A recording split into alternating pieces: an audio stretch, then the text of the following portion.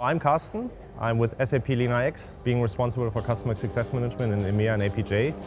What LeanIX does is basically, it's an enterprise architecture management product, and we are helping our customers to connect IT with business. We are using Gainsight, not only the customer success platform, but also the community platform.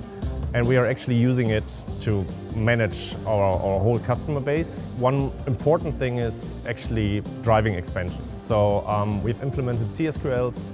So actually our CSMs are identifying upsell potentials, and then we have an automation in place where we hand over the CSQLs from Gainsight to our CRM.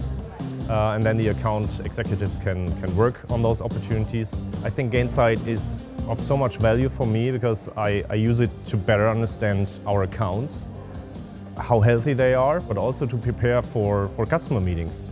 So recent feature that I'm using more and more is the customer cheat sheet. I guess everyone is using that. But we are close to replacing our account plans that are for now PowerPoint based with parts of the customer cheat sheet. So driving expansion and driving growth is one of the key factors why we're using Gainsight.